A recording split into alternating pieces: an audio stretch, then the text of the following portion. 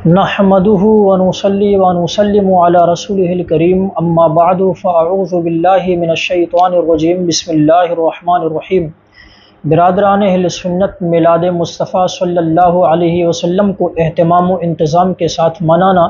اس موقع پر جلسہ جلوس کرنا، خوشیاں منانا، نئے کپڑے پہننا، چراغاں کرنا، جگہ جگہ محافل کا انعقاد کرنا، حضور پاک صلی اللہ علیہ وسلم کی زندگی کے حالات کو بیان کرنا، آپ کے بچپن کے واقعات کا تذکرہ کرنا،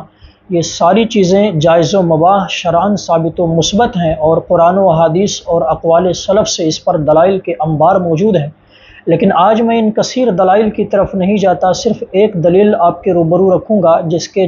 جواب سے انشاءاللہ تعالی وہابیہ ہمیشہ کے لیے عاجز رہیں گے۔ دیکھیں، وہابیہ کا کہنا ہے کہ جس طریقے کے ساتھ، جس مخصوص طریقے پر، جس خاص صورت کے ساتھ یہ ساری چیزیں آج کل رائج ہیں، یہ زمانے خیر القرون میں اس خاص طریقے کے ساتھ رائج نہیں تھیں، اس وجہ سے یہ ساری چیزیں ناجائز اور بدعت سیاح ہیں۔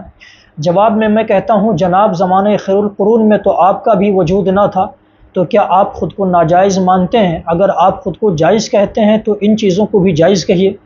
اب یہ کہیں گے یہ کوئی دینی معاملہ تھوڑی نہ ہے ہمارا وجود، تو ہم کہتے ہیں جناب آپ کی جو تبلیغی جماعت ہے، ظاہر سی بات ہے یہ تبلیغ آپ کی جماعت کر رہی ہے دینی کام سمجھ کر کے، تو ان کا اس مخصوص صورت کے ساتھ تبلیغ کرنا، خاص طریقے پر ساتھ میں چھکوں کو، ہجڑوں کو لے کر کے تبلیغ کرنا، پیٹھ پہ بیگ ٹانگے ہوئے 40 دن کے لیے چلے پہ جانا، ساتھ میں گیس باٹلہ بھی لے لینا، گلی گلی گھومنا، کیا یہ خاص طریقہ زمانے خیر القرون میں تھا تبلیغ کرنے کا؟ کیا اس طرح اس خاص طریقے پر حضور پاک صلی اللہ علیہ وسلم تبلیغ کیا کرتے تھے، صحابہ کرتے تھے، تابعین کرتے تھے؟ ہرگز نہیں۔ جب یہ طریقہ ثابت نہیں ہے تو پھر ان کی تبلیغ جو ہے اس طریقے سے کیسے جائز ہو گئی؟ یا تو اس کو بھی ناجائز کہیے، اور جائز کہتے ہیں تو پھر میلاد مصطفیٰ صلی اللہ علیہ وسلم کے متعلق بھی جواز کا فتویٰ صادر کیجیے۔ دوسری مثال، جس طریقے سے آپ کے مدارس میں آج کل درس نظامی کی پڑھائی رائج ہے، کیا اس خاص صورت کے ساتھ، اس خاص طریقے پر زمانے خیر القرون میں پڑھائی ہوا کرتی تھی؟ قطعاً نہیں ہوتی تھی اس خاص طریقے پر، تو آپ اس کو دینی کام سمجھ کر کے پڑھائی کرواتے ہیں۔ تو جب یہ جائز ہے زمانے خیر القرون میں اس خاص طریقے کے موجود نہ ہونے کے باوجود، تو پھر میلاد مصطفیٰ صلی اللہ علیہ وسلم کو خاص طریقے پر منانا اہتمام کے ساتھ یہ کیوں کرنا جائز ہے؟ دیکھیں، ایک بات سنیں، یہ وہابیہ دیابنا ہم سے کہتے ہیں، یہ کہاں سے ثابت ہے؟ دیکھیں، یہ ساری چیزیں ثابت ہیں، قرآن و حدیث اور اقوال سلف کی روشنی میں ثابت ہیں، لیکن بالفرض اگر تمہارے بقول ہم مان لیں کہ یہ ساری چیزیں جو ہے ثابت نہیں ہیں، تو کم از کم جو ہے ان کے عدم جواز پر تو کوئی دلیل نہیں ہے۔ ثابت تو ہیں لیکن بالفرض ہم آپ کے بقول مان لیتے ہیں، چلیے ایک منٹ کے لیے مان لیتے ہیں کہ یہ ساری چیزیں جو ہے ثابت نہیں ہیں، تو کیا اس کا ناجائز ہونا ثابت ہے؟ اور جب ناجائز ہونا، منع ہونا ان چیزوں کا ثابت نہیں ہے، تو ان چیزوں کا جواز خود ہی ثابت ہو جائے گا، کیونکہ ایک ضابطہ ہے الاصل فی الاشیاء الاباحت، کہ اشیاء میں اصل جواز اور اباحت ہے، یعنی جس چیز پر شرع کی جانب سے ممانعت وارد نہ ہوئی ہے، جس کے کرنے پر پھر اگر اس کو کوئی کرتا ہے تو یہ ناجائز نہیں ہے، گناہ نہیں ہے، وہ چیز جو ہے اپنے اصل کے اعتبار سے جائز ہوگی۔ مثال کے طور پر یوں سمجھیے کہ جیسے کوئی اپنی عادت بنا لیتا ہے اور خاص کر لیتا ہے کہ میں روزانہ بعد نماز فجر یا بعد نماز عشاء 10 پارہ کی تلاوت کروں گا کنٹینیو روزانہ، تو یہ جو ہے یہ خاص طریقہ اس طرح سے متعین کر لینا کہ میں روز بعد نماز عشاء یا بعد نماز ظہر 10 پارے کی تلاوت کروں گا، کیا حضور پاک صلی اللہ علیہ وسلم سے ثابت ہے؟ صحابہ سے ثابت ہے؟ تابعین سے ثابت ہے؟ اسی طرح اگر کوئی یہ عادت بنا لے کہ بعد نماز ظہر ہم جو ہے 20 رکعت نفل روز پڑھیں گے اور اس کا اہتمام کرے، لیکن اس کو فرض و واجب نہ سمجھے، تو کیا یہ طریقہ ناجائز ہے؟ قطعاً ناجائز نہیں ہے، کیونکہ اس کے ناجائز ہونے پر کوئی دلیل نہیں ہے، اور جب ناجائز ہونے پر کوئی دلیل نہیں ہے تو پھر جائز ہونا خود بخود ثابت ہو جائے گا۔ اسی طرح سے میلاد مصطفیٰ صلی اللہ علیہ وسلم کو خاص طریقے پر منانا، اہتمام و انتظام کے ساتھ منانا، جب اس کا ناجائز ہونا ثابت نہیں ہے تو پھر اس کا جائز ہونا ثابت ہو جائے گا۔ لیکن دیکھیں، یہ جو قاعدہ ہے الاصل فی الاشیاء الاباحہ، اس پر میں صرف ایک دو حوالہ پیش کر دیتا، لیکن کچھ مہینے قبل ایک دیوبندی ہے ساجد نامی، تو اس نے اس اصل پر، اس ضابطے پر ہی کلام کیا تھا، اور اس کو جو ہے کوشش تو یہ کی تھی کہ اس کو جو ہے مرجو ثابت کیا جائے، اور پھر یہ بھی کوشش کی تھی کہ یہ جو ضابطہ ہے، یہ اصل جو ہے یہ شرع کے وارد ہونے سے پہلے کا ہے۔ تو میں جو ہے آج کچھ حوالہ جات اس قاعدے کی بابت پیش کر دے رہا ہوں۔ یہ تفسیرات احمدیہ ہے میرے سامنے، یہ چھپی ہے زکریا بک ڈیپو دیوبند سے۔ اس کا صفحہ نمبر، اچھا ان میں اس کتاب میں ان لوگوں نے جو ہے عبارت کو بھی ہڑپ کر لی ہے، ایک دو جگہ سے میں ثابت کر سکتا ہوں۔ جو ان کے مذہب کے خلاف جو عبارت جا رہی تھی، اس عبارت کو ہی اس ایڈیشن سے نکال دیا ہے انہوں نے، میں اس کو ثابت کر سکتا ہوں، لیکن آج وہ موضوع نہیں ہے۔ دیکھیں یہ صفحہ نمبر اس کا 21 ہے۔ علامہ ملا جیون علیہ رحمہ فرماتے ہیں ففی مسألۃ ان الاباحۃ اصل فی الاشیاء قولہ تعالی هو الذی خلق لکم ما فی الارض جميعا ثم استوى الى السماء فسواهن 7 سماوات وهو بكل شیء علیم۔ اب دیکھیں یہاں پر کہتے ہیں کہ اس مسئلے میں کہ اباحت اشیاء میں اصل ہے، اللہ تبارک و تعالیٰ کا یہ قول ہے، یعنی اللہ تعالیٰ کا یہ قول اس مسئلے میں دلیل ہے۔ کون سا قول؟ یہی هو الذی خلق لکم، یہ قول۔ آگے دیکھیں صفحہ نمبر 22 پر لکھتے ہیں فَيُمْكِنُ أَن يُسْتَدَلَّ بِهَا عَلَىٰ أَنَّ الْأَصْلَ فِي الْأَشْيَاءِ الْإِبَاحَةُ، تو ممکن ہے کہ اس آیت کے ذریعے سے استدلال کیا جائے اس پر کہ اشیاء میں اصل اباحت ہے، یعنی اشیاء میں اصل جائز ہونا ہے، اگر اس کے منع ہونے پر کوئی دلیل نہ ہو تو پھر وہ چیز خود ہی جائز ہو جائے گی۔ آگے لکھتے ہیں وَبِالْجُمْلَةِ فَفِي الْآيَةِ دَلِيلٌ عَلَىٰ كَوْنِ الْإِبَاحَةِ أَصْلًا فِي الْأَشْيَاءِ صَرَّحَ بِهِ صاحب الْكَشَّافِ حيث قال قد استدل بقوله تعالى خلق لكم على أن الأشياء التي يصلح أن ينتفع بها ولم تجري مجرى المحظورات في العقل خلقت في الأصل مباحة مطلقا لكل أحد أن يتناولها وينتفع بها۔ کہتے ہیں کہ بالجملہ اس آیت میں دلیل ہے اشیاء میں اصل اباحت کے ہونے پر۔ صرح به صاحب الکشاف، تفسیر صاحب کشاف نے اس کی صراحت کی ہے، بیں طور کہ فرمایا اللہ تبارک و تعالیٰ کے اس قول خلق لکم، اس آیت کریمہ کے ذریعے سے استدلال کیا گیا ہے اس پر ان الاشیاء، کہ وہ اشیاء جو نفع بخش ہیں، یعنی نفع اٹھانے کی صلاحیت رکھتی ہیں، ولم تجری مجرى المحظورات، اور جو ہے وہ محظورات کے جگہ وارد نہیں ہیں، ممنوعات میں سے نہیں ہے، فی العقل، عقل کے اعتبار سے، خلقت فی الاصل مباحتاً مطلقاً، تو وہ چیزیں جو ہے اصل میں مطلقاً مباح پیدا کی گئی ہیں، لکل احد، ہر ایک کے لیے، ایتناولھا، کہ اس کو تناول کرے، وینتفع بہا، اور اس سے فائدہ اٹھائے۔ اور آگے لکھتے ہیں کہ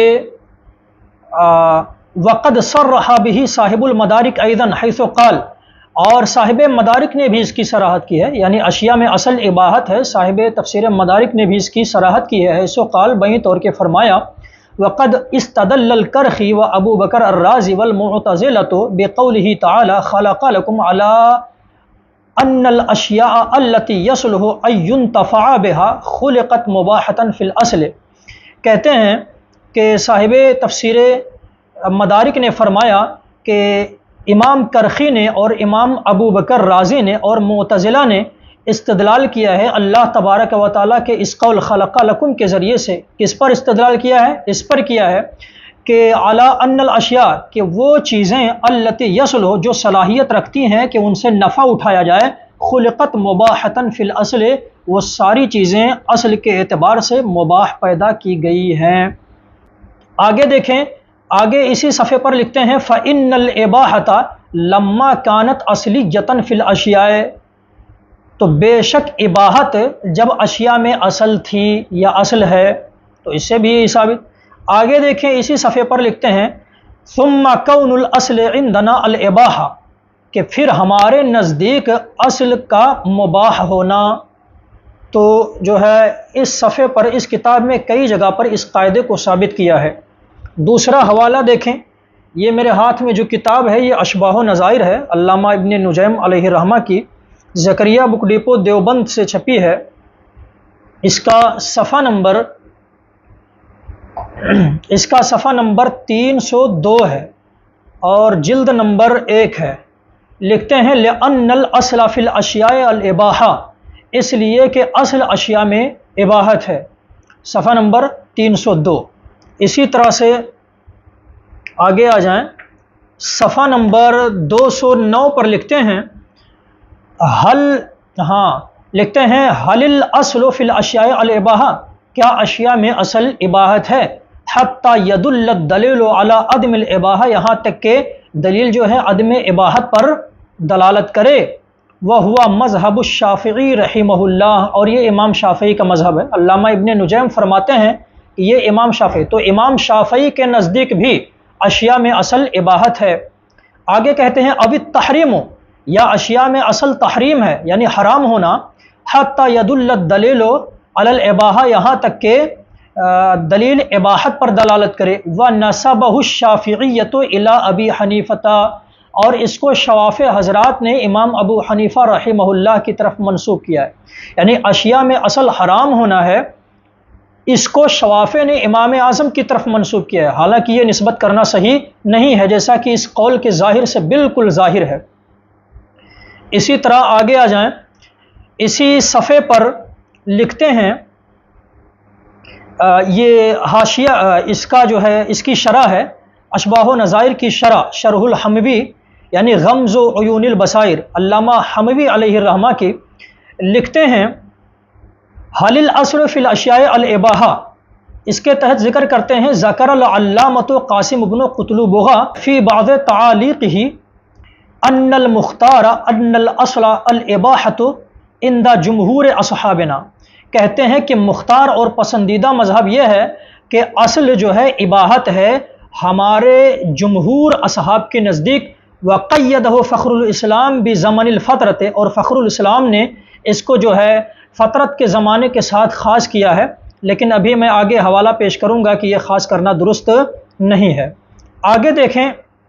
لکھتے ہیں وَدَلِيلُ هَذَا الْقَوْلِ، اور اس قول کی دلیل، یعنی اشیاء میں اصل اباحت ہے، اس قول کی دلیل کیا ہے؟ کہتے ہیں قولہ تعالی، اللہ تبارک و تعالیٰ کا یہ قول ہے خلق لکم ما فی الارض جمیعا، اخبر بانہ خلقہ لنا علی وجہ المنت علینا، اللہ تبارک و تعالیٰ نے اس آیت میں خبر دی ہے، یعنی خلق لکم، اللہ تعالیٰ نے تمہارے لیے پیدا کیا ما فی الارض جمیعا، زمین کی ساری چیزوں کو، تو اللہ تبارک و تعالیٰ نے اس آیت میں خبر دی ہے بانہ خلقہ، کہ اللہ تبارک و تعالیٰ نے پیدا کیا لنا،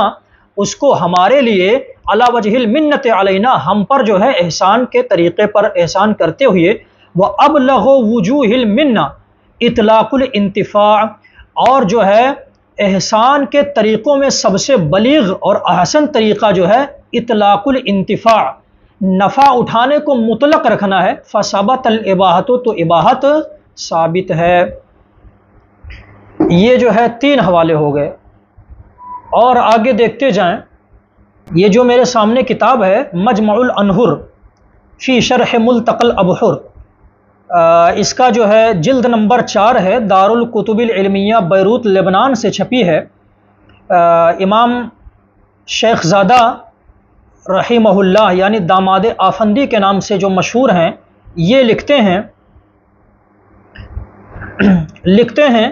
کہ وَعَلَمْ أَنَّ الْأَصْلَ فِي الْأَشْيَاءِ كُلِّهَا سِوَى الْفُرُوجِ الْإِبَاحَةِ، کہتے ہیں کہ تم جان لو کہ تمام اشیاء میں، فروج کے علاوہ، شرمگاہوں کے علاوہ، تمام چیزوں میں اصل اباحت ہے، اور ظاہر سی بات ہے کہ یہ میلاد مصطفیٰ صلی اللہ علیہ وسلم فروج میں سے ہے نہیں، تو اس میں بھی اصل اباحت ہے۔ آگے کہتے ہیں قال اللہ تعالی، دلیل کے طور پر اللہ تبارک و تعالی نے فرمایا هو الذی خلق لکم ما فی الارض جمیعا، کہ وہی ہے جس نے تمہارے لیے پیدا فرمایا زمین کی ساری چیزوں کو، وقال کلوا مما فی الارض حلالا طیبا، اور فرمایا کہ کھاؤ زمین میں سے حلالا طیبا، پاکیزہ اور حلال چیزوں کو، وانما تثبت الحرمۃ بعارض نص مطلق او خبر مروی، کہتے ہیں کہ حرمت تو ثابت ہوتی ہے کسی نص مطلق کے عارض ہونے سے، او خبر مروی، یا کسی خبر مروی کے عارض ہونے سے، فما لم یوجد شیء من الدلائل المحرمۃ فہی علی الاباحہ، تو کہتے ہیں تو جب حرام کرنے والی دلائل میں سے کوئی دلیل نہ پائی جائے فہیا علی الاباحہ، تو پھر وہ چیز کیا ہوتی ہے؟ اباحت پر ہوتی ہے، یعنی وہ چیز مباح ہوتی ہے، اس کا کرنا مباح ہوتا ہے۔ آگے دیکھیں، یہ ہے التحریر فی اصول الفقہ، یہ امام ابن حمام رحمہ اللہ کی کتاب ہے اور چھپی ہے مصر سے۔ اس کا صفحہ نمبر 235 ہے۔ یہاں پر لکھتے ہیں والمختار ان الاصل الاباحہ عند جمہور الحنفیۃ والشافعیہ، کہتے ہیں مختار و پسندیدہ مذہب یہ ہے کہ اصل جو ہے اباحت ہے جمہور حنفیہ اور شافعیہ کے نزدیک۔ اب اس کی شرح میں آئیں، اس کی شرح ہے التقریر والتحبیر۔ یہ التقریر والتحبیر چھپی ہے دارالکتب العلمیہ سے، اس کا جلد نمبر 2 ہے۔ جلد نمبر 2 پر لکھتے ہیں کہ الاباحہ اے عدم الحرج وہو قول معتزلۃ البصرۃ وکثیر من الشافعیۃ واکثر الحنفیۃ لا سیما العراقیین قالوا والیہ اشار محمد فیما حدد بالقتل علی اکل المیتۃ او شرب الخمر فلم یفعل حتى قتل بقوله خفت ان یکون آثما لان اکل المیتۃ وشرب الخمر لم یحرم الا بالنہی عنہما فجعل الاباحۃ اصلا۔ کہتے ہیں کہ یعنی عدم حرج، اباحت کا مطلب عدم حرج یعنی حرج نہ ہونا، اور یہ کس کا قول ہے؟ کہتے ہیں کہ یہ بصرہ کے معتزلہ کا قول ہے اور کثیر شافعیہ کا قول ہے اور اکثر حنفیہ کا قول ہے، خصوصاً عراقیین کے حنفیہ کا یہ قول ہے۔ لوگوں نے کہا کہ فقہا یا علماء نے کہا وَإِلَيْهِ أَشَارَ محمد، اور امام محمد نے اسی ضابطے اور اصل کی طرف اشارہ فرمایا ہے، یعنی اشیاء میں اصل اباحت ہے، اس کی طرف اشارہ فرمایا ہے فی من حدد بالقتل، اس شخص کے بارے میں جس کو قتل کی دھمکی دی گئی ہو مردار کے کھانے پر یا شراب کے پینے پر، فلم یفعل، تو پھر اس نے ایسا نہیں کیا، یعنی مردار کو یا مردار کو نہیں کھایا، شراب کو نہیں پیا، حتی قتل، یہاں تک کہ وہ قتل کیا گیا۔ کس قول سے اشارہ کیا ہے؟ بقولہ، اپنے اس قول سے، خفت ان یکون آثما، تو مجھے خوف ہے کہ وہ گنہگار ہو، لأن اکل المیتۃ، اس لیے کہ مردار کو کھانا اور شراب کو پینا، لم یحرم الا بالنہی عنہما، یہ حرام نہیں کیے گئے مگر ان دونوں سے منع کیا گیا، اس وجہ سے یہ حرام قرار پائے۔ فجعل الاباحۃ اصلا، تو امام محمد نے رحمہ اللہ انہوں نے اباحت کو اصل قرار دیا۔ آگے دیکھیں، صفحہ نمبر 130 پر لکھتے ہیں والمختار ان الاصل الاباحۃ عند جمہور الحنفیۃ والشافعیۃ، کہتے ہیں مختار و پسندیدہ مذہب یہی ہے کہ اصل اباحت ہے جمہور حنفیہ اور شوافع کے نزدیک۔ آگے لکھتے ہیں اسی صفحے پر الاصل فی المنافع الاباحہ وفی المضار التحریم، لکھتے ہیں کہ اصل جو ہے منافع میں یعنی نفع بخش چیزوں میں اصل جو ہے وہ اباحت ہے، اور نقصان دہ چیزوں میں تحریم اصل ہے، یعنی حرام ہونا یا حرام قرار دینا۔ فقال غیر واحد، تو جو ہے کافی لوگوں نے، ایک سے زیادہ لوگوں نے اس کا قول کیا ہے، منہم الاسنوی، انہی لوگوں میں سے امام اسنوی ہیں، کہتے وہذا انما ہوا بعد ورود الشرع بمقتضى الادلۃ الشرعیۃ، کہتے ہیں یہ قاعدہ جو ہے شرع کے وارد ہونے کے بعد ہے ادلہ شرعیہ کے مقتضا سے، واما قبل ورودہ،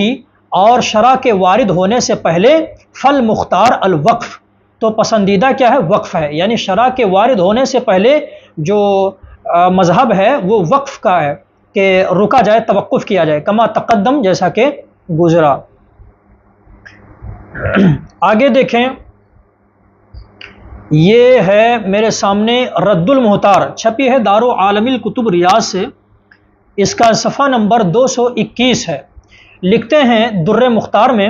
کہ ان الاصل فی الاشیاء التوقف، کہ اصل اشیاء میں توقف ہے۔ آگے کہتے ہیں الا، مگر، ان الفقہاء کثیرا ما یلحجون بان الاصل الاباحۃ، کہتے ہیں مگر فقہا زیادہ طور پر جسے پسند فرماتے ہیں وہ یہ ہے کہ اصل جو ہے اباحت ہے۔ اب دیکھیں اس کے تحت رد المحتار میں لکھتے ہیں کہ اقول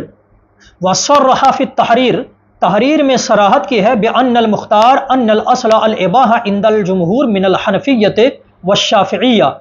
کہتے ہیں کہ مختار و پسندیدہ مذہب یہ ہے کہ اصل اباحت ہے جمہور حنفیہ اور شوافع کے یہاں، وتبعہ تلمیذہ العلامۃ قاسم، اور اس کی اتباع کی ہے آپ کے شاگرد یعنی امام ابن حمام کے شاگرد علامہ قاسم ابن قطلبغہ نے، وجرى علیہ فی الہدایہ من فصل الحداد، اور ہدایہ میں ہدایہ کے فصل حداد میں اس قول کو برقرار رکھا ہے یعنی اس ضابطے کو برقرار رکھا ہے، وفی الخانیہ من اوائل الحظر والاباحہ، اور فتاوی خانیہ یعنی فتاوی قاضی خان میں بھی اوائل حظر و اباحت میں یعنی کتاب الحظر والاباحت کے آغاز میں بھی اس ضابطے کو برقرار رکھا ہے۔ وقال فی شرح التحریر، اور شرح تحریر میں فرمایا وہوا قول معتزلۃ البصرہ وکثیر من الشافعیہ واکثر الحنفیہ، کہ اور یہ جو ہے بصرہ کے معتزلہ اور کثیر شافعیہ اور اکثر حنفیہ کا قول ہے، یعنی اشیاء میں اصل اباحت ہے یہ قول ہے، لا سیم العراقیین، خصوصاً عراقیین کے حنفیہ کا یہ قول ہے، قالو علماء نے کہا، وإلیہ اشار محمد، اور اسی اصل کی طرف اشارہ کیا ہے امام محمد نے، فی من حدد بالقتل علی اکل المیتۃ او شرب الخمر فلم یفعل حتی قتل بقولہ خفت ان یکون آثما لأن اکل المیتۃ وشرب الخمر لم يحرم الا بالنہی عنہما فجعل الاباحۃ اصلا والحرمۃ بعارض النہی۔ ترجمہ میں کر چکا ہوں، بات وہی ہے جو ابھی ترجمہ کیا تھا، اور آگے کہتے ہیں وَنَقَلَ أَيْضًا، اور یہ بھی نقل کیا ہے، انہو قول اکثر اصحابنا، کہ یہ ہمارے اکثر اصحاب کا قول ہے، واصحاب الشافعی، اور اکثر اصحاب شافعی کا قول ہے۔ یہ کس نے کہا ہے؟ شیخ اکمل الدین نے کہا ہے فی شرح اصول البزدوی، اصول بزدوی کی شرح میں۔ آگے کہتے ہیں ان الاصل الاباحہ، اصل جو ہے اباحت ہے۔ تو یہ چند حوالے ہوئے، ابھی آگے جائیں۔ یہ امام غزالی علیہ رحمہ کی کتاب ہے کتاب المستصفیٰ، یہ اس کا صفحہ نمبر ہے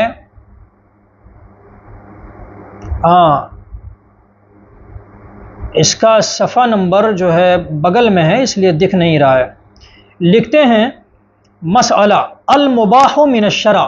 کہ مباح جو ہے وہ شرع کی جانب سے ہے، وقد ذهب بعض المعتزلۃ الی انہ لیس من الشرع،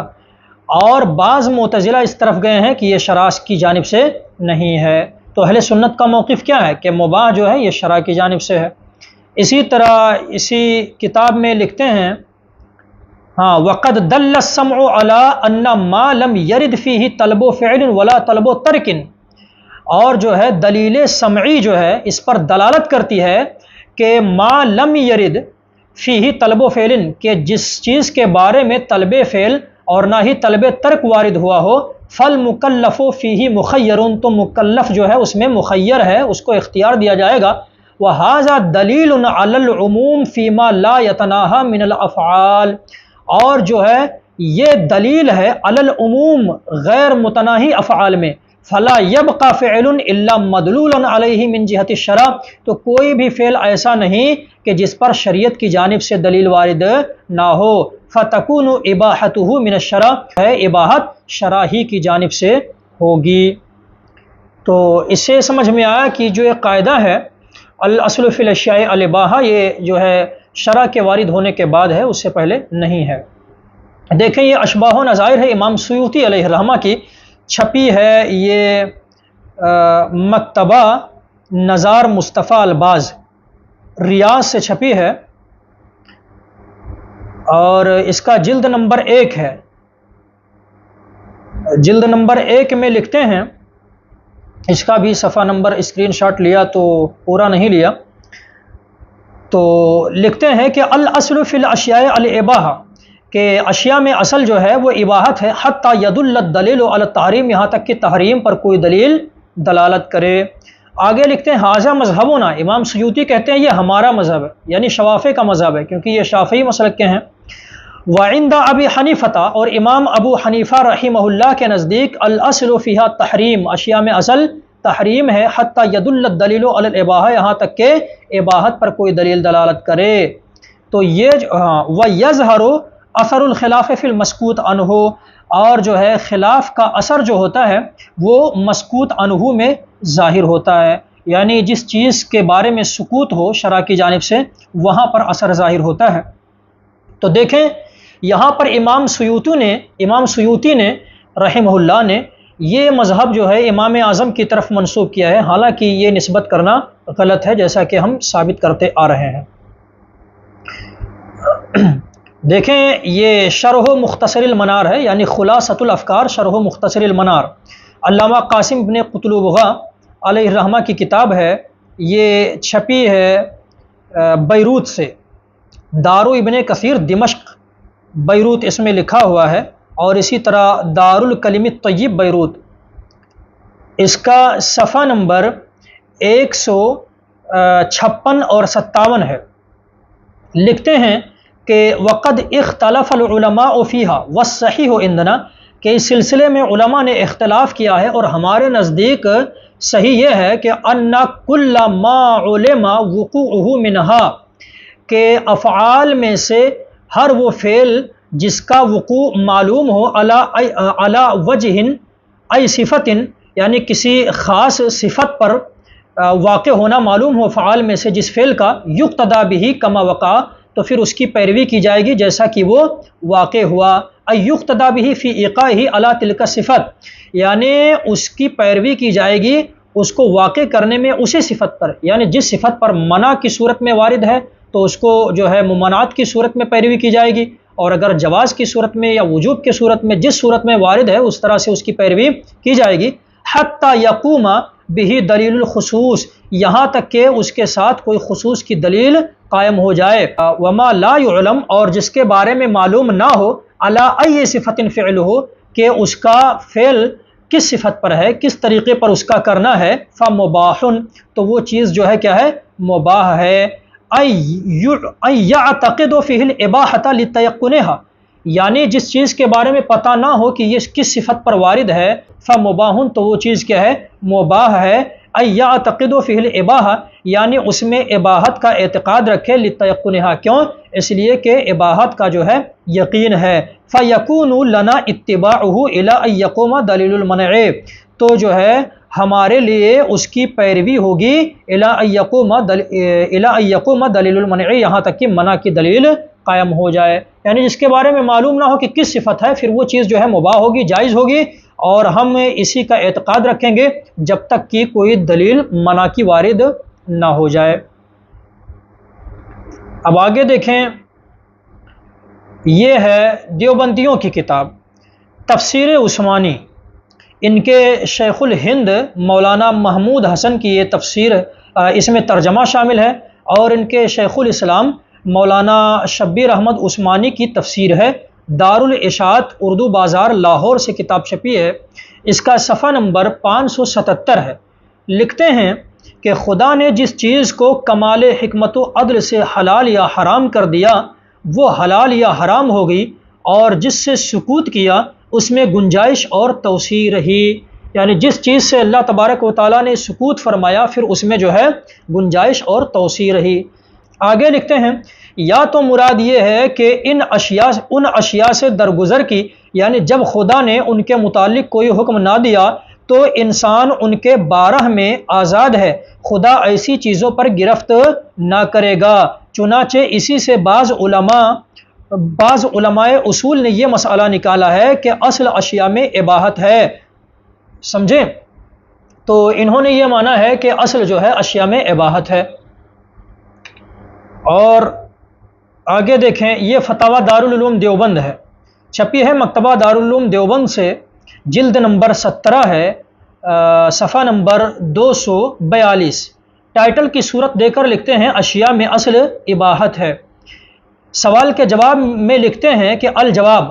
قبل البعثت احکام کی تکلیف ہی نہیں ہے، لہٰذا یہ اختلاف بعد البعثت ہی متصور ہو سکتا ہے، یعنی جو یہ قاعدہ ہے اشیاء میں اصل اباحت ہے، یہ بھی بعد بعثت ہے، شرع کے وارد ہونے کے بعد ہے۔ آگے لکھتے ہیں اور راجح عند الحنفیہ یہی ہے کہ اصل اشیاء میں اباحت ہے۔ تو اتنے حوالہ جات سے یہ بات بالکل سورج کی طرح روشن ہے کہ اشیاء میں اصل جو ہے جواز اور اباحت ہے، اور ہمارا احناف کا اور شوافع کا راجح مذہب یہی ہے۔ تو جب اشیاء میں اصل اباحت ہے تو بھائی اگرچہ میلاد مصطفیٰ کو خاص طریقے پر منانے پر بالفرض ہم مان لیتے ہیں کہ کوئی دلیل جو ہے اس کے ثبوت میں موجود نہیں، حالانکہ بہت ساری دلیلیں ہیں، لیکن بالفرض مان لیتے ہیں کوئی دلیل نہیں ہے، تو کم از کم اتنا تو ہے کہ اس کے ناجائز ہونے پر کوئی دلیل نہیں ہے، اور جب ناجائز ہونے پر کوئی دلیل نہیں ہے تو اس کا جائز ہونا یہ خود بخود ہی ثابت ہے۔ جیسا کہ بعد نماز عشاء بعد نماز ظہر خصوصیت کے ساتھ خاص طریقہ بنا لینا، 10 پارے کی تلاوت روز کرنا، 20 رکعت نماز روز پڑھنا، جس طریقے سے یہ جائز ہے اسی طرح سے اس کا اہتمام کرنا بھی جائز ہے۔ جس طرح سے آپ کا مدرسے میں خاص طریقے سے پڑھنا اور تبلیغ میں خاص طریقے سے جانا، یہ ساری چیزیں جائز ہیں، اسی طرح سے یہ چیز بھی جائز ہے۔ اچھا، ایک اعتراض یہ وہابیہ کر سکتے ہیں، بھائی اشیاء میں اصل جب اباحت ہے تو پھر ایک کام کیجئے کہ ظہر میں جو ہے 4 رکعت فرض ہے تو اس کے بجائے آپ 5 پڑھیں، تو یہ جو ہے احمقانہ اعتراض ہے۔ تو دیکھیے، جس چیز کی تعیین کر دی جائے، خاص کر دیا جائے کہ نہیں یہ اتنا ہی ہے، تو گویا اس کے خلاف سے منع کر دیا، یعنی اس سے زیادہ پڑھنے سے اس کو منع کر دیا گیا، یعنی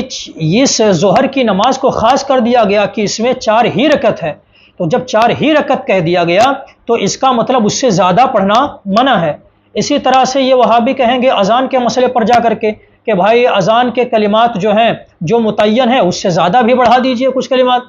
تو بھائی اذان کے کلمات متعین ہیں کہ اتنے ہی ہیں، اب اس سے زیادہ کہنا گویا منع ہے۔ جب متعین کر دیا گیا تو پھر ان سے زیادہ چیزیں جو ہے منع ہو جائیں گی۔ مثلا میں کسی آدمی سے کہوں کہ جاؤ تم یہ کام کر لاؤ اور اتنا ہی کرنا، میں ساتھ میں یہ نہ کہوں کہ اس کے علاوہ کچھ نہ کرنا، میں کہوں کہ یہ کام کرو اور اتنا ہی کرنا، تو اس کا کیا مطلب؟ اتنا ہی کرنا، اس سے زیادہ نہ کرنا، یہ منع ہو گیا۔ جب ہم نے تعیین کر دی تو اس سے زیادہ کرنا جو ہے یہ منع ہو گیا۔ تو اس طرح کا مسئلہ ہے، اس لیے یہ وہابیہ دیابنا سے دور رہیں، یہ لوگوں کے اندر دلوں کے اندر شبہ پیدا کرتے رہتے ہیں۔ خلاصہ یہ کہ اصل اشیاء میں جواز اور اباحت ہے، اگر شرع کی جانب سے اس پر ممانعت نہیں ہے تو وہابیوں دیوبندیوں کو یہ حق نہیں پہنچتا ہے کہ اس کو ناجائز قرار دے دیں۔ یہ انشاءاللہ تبارک و تعالی اس دلیل کے جواب سے قیامت تک عاجز رہیں گے۔ اور یاد رکھیں کہ یہ دلیل جو ہے صرف میلاد مصطفیٰ پر نہیں ہے، بلکہ 10واں ہو، 40واں ہو، تیجا ہو، اور اس طرح سے محرم میں سبیل لگانا ہو، اس طرح سے بہت سارے مسائل ہیں جو ہے اس اصل کی روشنی میں جائز ٹھہرتے ہیں۔ جب ان کے ناجائز ہونے پر کوئی دلیل نہیں ہے تو ان کا جائز ہونا خود بخود ہی ثابت ہے۔ وما علینا الا البلاغ المبین۔ السلام علیکم ورحمۃ اللہ تعالی وبرکاتہ۔